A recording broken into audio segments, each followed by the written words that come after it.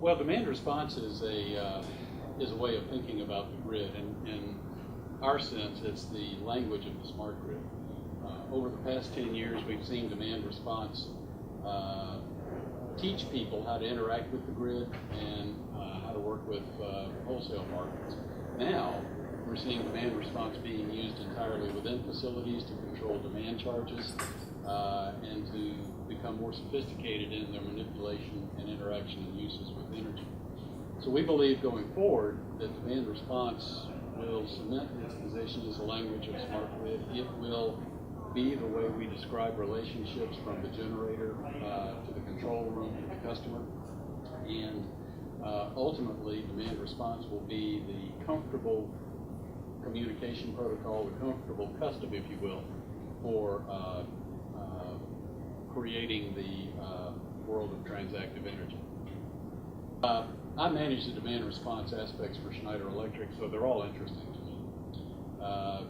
However, the ones that are evolving around frequency response, frequency support, the use of batteries, the ones that require rapid communications, rapid feedback, robust monitoring, those are very exciting because they do represent the future of a more robust tapestry between customers and utility distribution networks. Hundreds of them.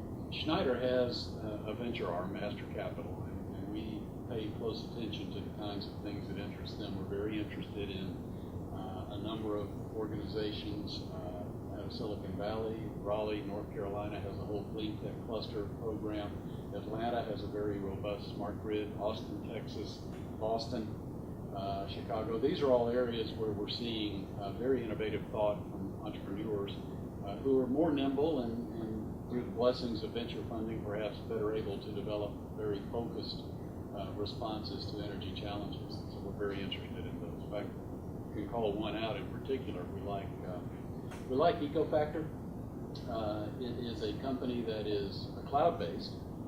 It does pretty much the same functionality and more that we associate with Nest, but the difference is you can use them with a lot of different kinds of thermostats, so you're not tied to hardware. We like the idea of the consumer being able to choose the type of hardware and the price level of hardware without necessarily then having to accept the back end that goes with that. We have to expand our notion of what distributed generation is. I mean, traditionally, it's been cogen plants, combined heat and power, and now we're talking about solar cells, wind, battery storage, but you've also got thermal storage. You can use the thermal characteristics of a large building like this one as a thermal battery to charge and discharge.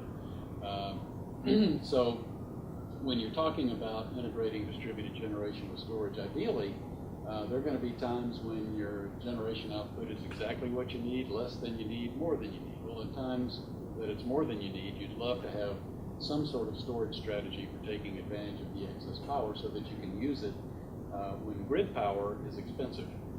And therefore, when your generator can't make as much as you need, then you can pull back from storage and save money.